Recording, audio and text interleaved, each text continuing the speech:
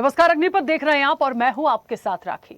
आज 25 जून को देश भर में 1975 की इमरजेंसी यानी आपातकाल की 51वीं बरसी मनाई जा रही है। बीजेपी इस दिन को संविधान हत्या दिवस के रूप में याद कर रही है। आपातकाल की बरसी पर प्रधानमंत्री नरेंद्र मोदी ने 25 जून 1975 के दौर को संविधान पर सीधा हमला और देश के लोकतांत्रिक इतिहास का सबसे काला अध्याय करार दिया।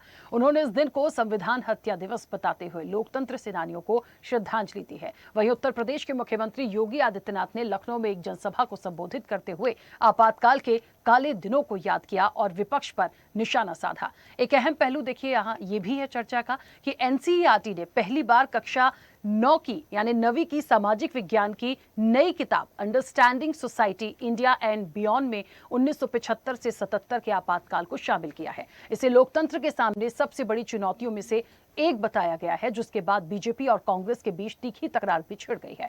बीजेपी इसे संविधान हत्या दिवस के रूप में मनाकर कांग्रेस पर लोकतंत्र का गला घोटने का आरोप लगा रही है। वहीं कांग्रेस बीजेपी पर वर्तमान मुद्दों से ध्यान भटकाने की राजनीति करने का पलटवार कर रही है। ऐसे में आपातकाल के 51 साल का दंश आज भी कोई भूला नहीं है। ऐसे में आपातकाल बीजेपी के सवाल और इस पर पूरा जो वार पलटवार है, इस पर आज हम विस्तार से चर्चा करेंगे। उससे पहले आपको सुनाते हैं किसने क्या कुछ कहा है।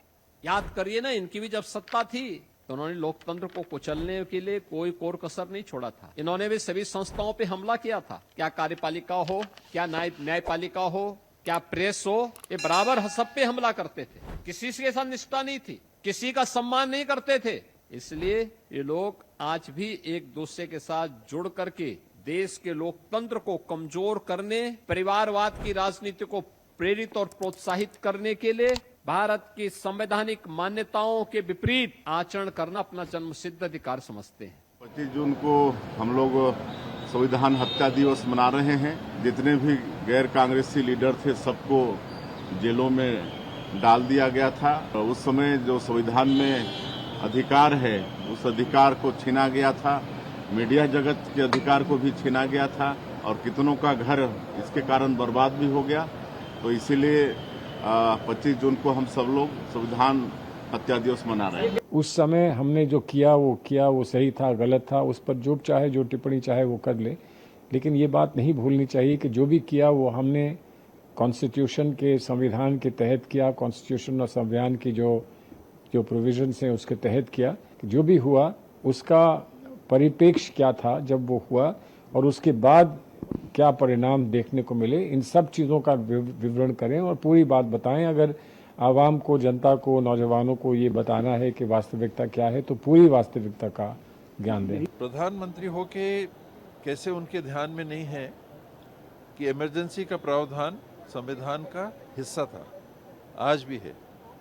उस समय जो परिस्थितियां थी, ये आने वाले समय इतिहास के पन्नों को जब खोला जाता है तो ये बात सामने आएगी कि किन परिस्थितियों में इमरजेंसी लागू की गई। ये जो सरकार है इतिहास बनाने में और इतिहास मिटाने में लगी हुई है।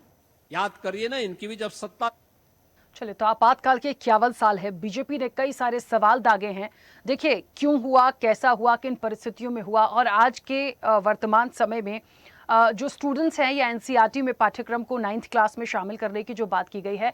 देखिए, आपातकाल को आप छुपा तो सकते नहीं है। कांग्रेस भले ही कहे कि वर्तमान मुद्दों से भटकाने की कोशिश है, लेकिन ये एक ऐसा काला अध्याय है वाकई में।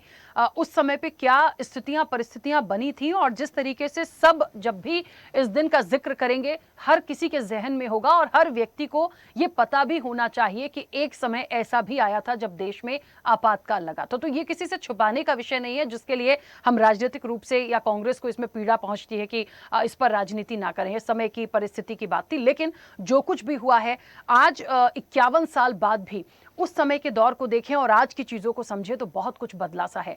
कई सारे लोग ऐसे भी हैं जो उस समय से आज भी उन चीजों को देखते चले आ रहे हैं। वो सिनेरियो ही बहुत अलग था जिसे शायद शब्दों में बयां करना थोड़ा सा मुश्किल हो जाएगा। हम चर्चा पर चलते हैं। तमाम मेहमान जुड़े हैं, उनसे हम बात करेंगे आज आपातकाल पर। सबसे पहले आपका परिचय करा दें। भारतीय जनता पार्टी का पक्ष रखेंगे डॉक्टर मनस्वी पाटीदार। मनस्वी जी, बहुत स्वागत चर्चा में जुड़ने के लिए। आपसे कुछ देर में कनेक्ट होंगे। मीडिया पैनलिस्ट है कांग्रेस से यशवंत सिंह चंदेल। यशवंत जी, आपका भी बहुत स्वागत है। प्रदेश अध्यक्ष हैं मीसाबंदी संगठन से तपन भौमिक। तपन जी, आपका भी बहुत स्वागत है। और पूर्व मंत्री हैं उमाशंकर गुप्ता। उमाशंकर गुप्ता जी, आपका भी बहुत स्वागत है।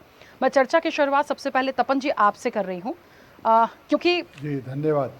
एक बहुत महत्वपूर्ण बात वो समय और आज का समय, और देखिए राजनीति से इतर थोड़ा सा हम समझें, आपातकाल का जब हम नाम ही लेते हैं तो वाकई समझ आता है कि क्या दौर था वो भी, क्योंकि बहुत लोग जेल गए, बहुत लोगों ने यातनाएं सही, बहुत लोगों को तकलीफें हुई, एक तरफा सब कुछ हुआ। यानी आप समझ लीजिए कि ये भी बात आ गई कि लोकतंत्र की हत्या, और शायद इसीलिए आज उसका जिक्र भारतीय जनता पार्टी कर रही है।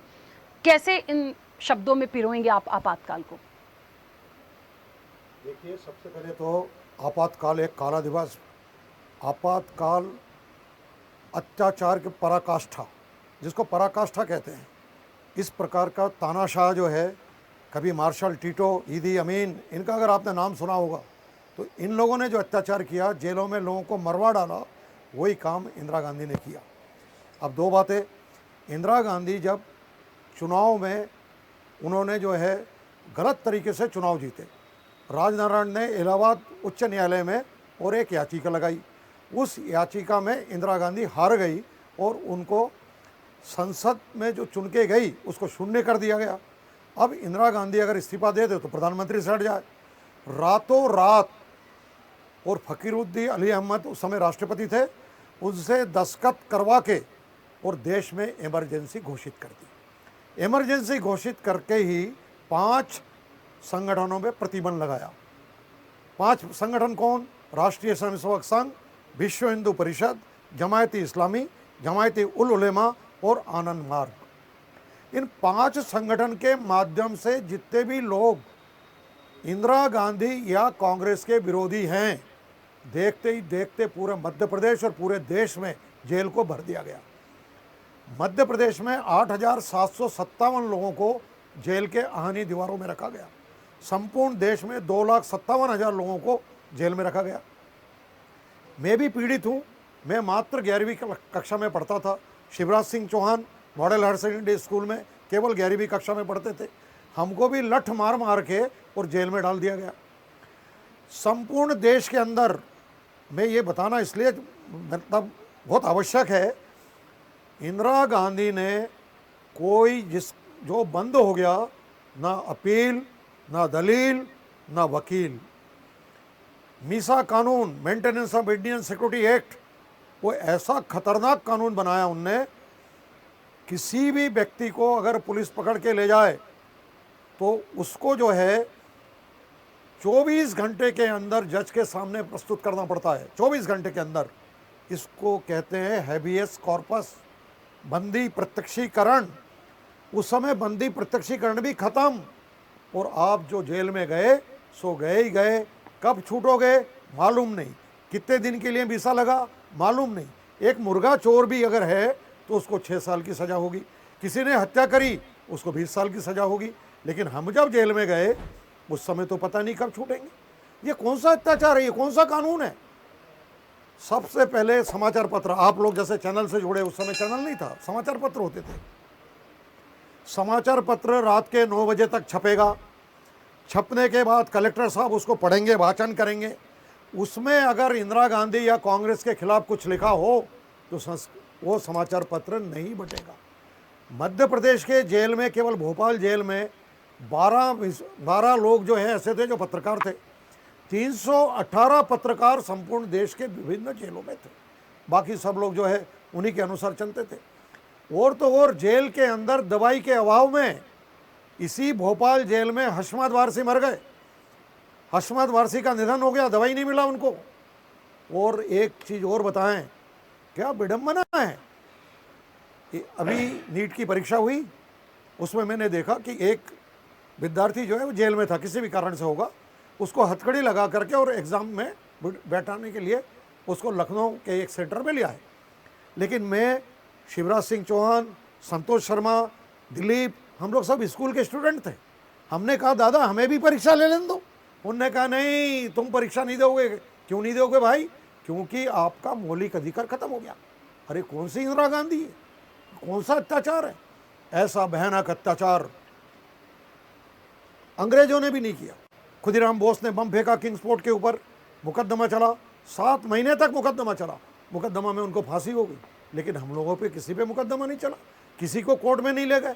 किसी इस प्रकार से संपूर्ण देश को एक अंधेरे कुएं में डालने का काम तत्कालीन प्रधानमंत्री स्वर्गीय इंदिरा गांधी ने किया, ठीक है तपन जी। जो मूल रूप से, निश्चित रूप से और निंदनीय है। आज 51 साल पूरे हो गए। हम लोग प्रत्येक वर्ष इस दिन को याद रखते हैं, याद रख के जन जन तक ये पहुंचाते हैं कि इन अत्याचारियों से सावधान, ये लोकतंत्र के हत्यारों से सावधान, इनके जो करतूत है, काले करतूत, उससे किस प्रकार से बचा जाए, ये सारा हम बताते हैं। अभी पुस्तक में प्रकाशन होगा, कोर्स के किताब में आएगा। कोर्स के किताब में आना जरूरी है। एक कांग्रेसी भाई ने मेरे से पूछा कि भाई साहब ये राजनीति इसमें क्यों आना चाहिए? मैंने कहा एकदम आना चाहिए। राणा प्रताप आना चाहिए, खुदीराम बोस आना चाहिए, चंद्रशेखर आज़ाद आना चाहिए। और जिस प्रकार अंग्रेजों के अत्याचार हुए, उसी प्रकार इंदिरा गांधी के अत्याचार भी आने वाले पीढ़ियों को पता लगना चाहिए। ठीक है तपन जी, ठीक है, मैं रुकूंगी। उमाशंकर गुप्ता जी मुझे सुन पा रहे हैं? जी सर, कैसे 51 साल आपातकाल जी, में हो जी, गए? सुन रहा हमेशा हूं। ही आपातकाल को लेकर कांग्रेस पर सवाल उठे हैं और जो कुछ भी हुआ था उसे ना भुलाया जा सकता है ना उसे छिपाया जा सकता है, ये सबके सामने है। और आज भी क्योंकि एनसीईआरटी के पाठ्यक्रम में इसको शामिल करने की बात की गई है। देखिए, पक्ष और विपक्ष की एक आपसी नोकझोंक जरूर हो सकती है। कैसे आप इन 51 साल के सफर को, आपातकाल को, इतना वक्त हो गया देखते? देखिए, जो सत्य है वो आने वाली पीढ़ी के सामने आना चाहिए, और इसलिए एक जो देश ने काला अध्याय देखा, संविधान का दुरुपयोग देखा, मौलिक अधिकारों का हनन देखा, अपनी कुर्सी बचाने के लिए देश को इस काले कुएं में झोंकने का जो प्रयास कांग्रेस की नेता और तत्कालीन प्रधानमंत्री इंदिरा गांधी जी ने किया, उसको जो देखा है, वो आने वाले बच्चों को पता तो होना चाहिए कि किस प्रकार के लोग, किस प्रकार के राजनीतिक दल अपने स्वार्थों को लिए देशवासियों को, राष्ट्रभक्तों को भी जेलों में डालने से नहीं चूकते। और इसलिए अगर ये पाठ्यक्रम में आ रहा है तो स्वागत योग्य है। सत्य अगर नहीं आएगा तो क्या आएगा? अभी तक तो पाठ्यक्रमों से ये बातें छिपाई गई हैं, सही बातें जनता के सामने, बच्चों के सामने नहीं लाई गई। अब ये कोशिश अगर हो रही है, हाँ, ये कहा जाए कि कुछ गलत पढ़ाया जा रहा है, गलत पाठ्यक्रम में शामिल किया जा रहा है, तो उस पर चिंतन हो सकता है। लेकिन जो सत्य है उसको अगर पाठ्यक्रम में शामिल किया जा रहा है तो उसको सबको स्वागत करना चाहिए। उस समय इमरजेंसी में, जैसे तपन जी ने बताया, कि कई परिवार नष्ट हो गए, ख़त्म हो गए, अकारण जेल में डाल दिया गया, कोई कारण नहीं बताया, किसी भी नाम पर डाल दिया। एक नाम के व्यक्ति के जगह दूसरे नाम के दूसरे व्यक्ति को डाल दिया, तीसरे को डाल दिया, कहीं कोई पूछताछ नहीं थी। कई परिवार नष्ट हो गए जो हमने प्रत्यक्ष देखे हैं उस समय। और इसलिए ये जो कांग्रेस के आज के नेता संविधान साथ में लेकर चलते हैं, जरा देखें कि कांग्रेस का इतिहास क्या रहा है। संविधान को जिस तरह कुचला उन्होंने, संविधान का जिस प्रकार मखौल उड़ाया, अपनी ताकत का जिस प्रकार दुरुपयोग किया, उसका परिणाम भी उनको भुगतना पड़ा है। और आज भी 51 साल बाद भी अनेक मीसा पीड़ित परिवार उस समय के शोषण के कारण, उस समय के अत्याचार के कारण बड़ी मुश्किल से अपना जीवन यापन कर पा रहे हैं। ठीक है, ठीक है सर, वापस आऊंगी जल्दी से। यशवंत जी मुझे सुन पा रहे हैं? जी यशवंत जी, कई सारे आरोप हैं और देखिए ये बात सच है, आपातकाल को भुलाया तो नहीं जा सकता। जब जब आएगा, जब जब वो तारीख आएगी, वो याद की जाएगी। और एक बड़ा मुद्दा भी है, बड़ा एक मौका भी है सत्ता पक्ष को बोलने के लिए। तो क्योंकि 51 साल हो गए हैं, और मैं तो एक पहलू पे बात करूंगी कि इन सब चीज़ों से कब तक कांग्रेस दूर हटेगी। खुलकर तो बात करनी पड़ेगी आपातकाल पर, जो सच है उसे स्वीकारना पड़ेगा। और एनसीईआरटी के पाठ्यक्रम में जो इसे शामिल करने की बात की गई है, क्या उसमें भी आपत्ति है कांग्रेस को? आदरणीय राखी जी, आपके पैनलिस्ट में 3 भाजपा से बिलोंग करते हैं और मैं अकेला कांग्रेस से। मुझे पक्ष रखने का थोड़ा सा समय आप दीजिएगा।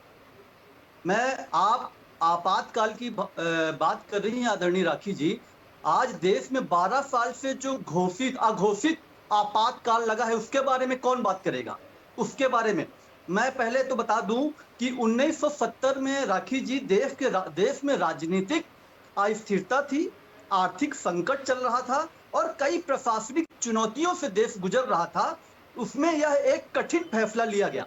लेकिन आप देखिए कि 1977 में इंदिरा गांधी जी ने स्वयं चुनाव की घोषणा की और उन्होंने चुनाव करवाया और जनता का मैंडेट आया, और वो जो जनता का मैंडेट आया उसको उन्होंने सहर से उस मैंडेट को उन्होंने स्वीकार किया।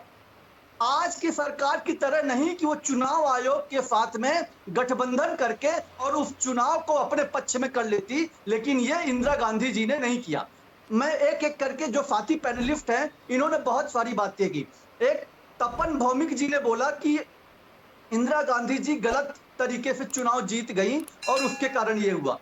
क्या उन पर आरोप क्या लगे थे राखी जी इंदिरा गांधी जी के ऊपर? उन पर ये आरोप लगे थे कि आपने सरकारी अधिकारी का अपने चुनाव प्रचार में उपयोग किया है। उनके ओएसडी थे वहां पर, यशपाल कपूर जी थे, जो वहां पर केवल उनके चुनाव प्रचार में गए थे। ये आरोप लगा कि वो यशपाल कपूर जो है, जो प्रधानमंत्री सचिवालय में ओएसडी थे, उन्होंने पद में रहते हुए इंदिरा गांधी के लिए चुनाव प्रचार किया, ये आरोप था, जबकि उन्होंने चुनाव प्रचार नहीं किया। लेकिन इसके बावजूद इस आरोप के बेस पर माननीय कोर्ट ने उनका निर्वाचन शून्य किया। लेकिन आप ये देखिए आज प्रधानमंत्री के ऊपर कितने आरोप लग रहे हैं। प्रधानमंत्री कर्नाटक की रैली में अली और बजरंगबली के नाम पे वोट मांगते हैं। 2019 के चुनाव में बालाकोट स्ट्राइक के बाद वो देश के शहीदों के नाम पे वोट मांगते हैं कि क्या देश के शहीदों के नाम पर मुझको वोट मिलेगा।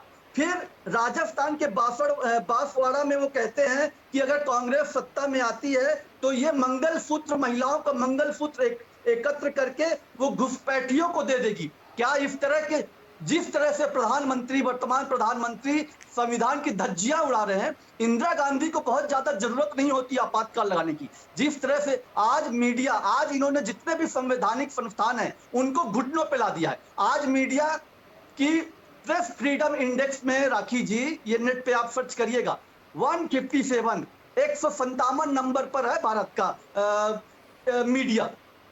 ये रिपोर्टर्स विदाउट बॉर्डर्स की भी रिपोर्ट है और प्रेस फ्रीडम इंडेक्स में भी है कि भारत का जो मीडिया है वो 157 नंबर पर है। हमारा जो न्यायपालिका है वो खामोश बैठी हुई है। हमारे विपक्षी नेताओं के ऊपर लगातार आप ईडी, सीबीआई, इनके जरिए आप उनके ऊपर हमला कर रहे हैं। कई लोग, आप भी बात कर रहे थे, कई लोग 5-5 सालों से जेल में बैठे हैं, उनकी सुनवाइयां नहीं हो पा रही हैं। तो ये जो अघोषित आपातकाल लगा हुआ है राखी जी, इसका जवाब कौन देगा? इसके बारे में कौन कहेगा? उन दिनों तो सेंसर के बावजूद मीडिया अपनी आवाज रखता था और विपक्ष का इंटरव्यू, विपक्ष की बातों को छापता भी था। मतलब जबकि मीडिया के ऊपर सेंसर लगा था, उसके बावजूद भी मीडिया मजबूती के साथ में वहां पर अपना रहता था। लेकिन आज के मीडिया का हाल इन्होंने जो कर दिया है कि वो एक शब्द नहीं बोल पाता है इन भाजपा की सरकारों के खिलाफ। इस अघोषित आपातकाल के खिलाफ कौन बोलेगा? ये जो पैनलिस्ट है इनसे पूछिए, इस अघोषित आपातकाल के खिलाफ क्या कहेंगे ये?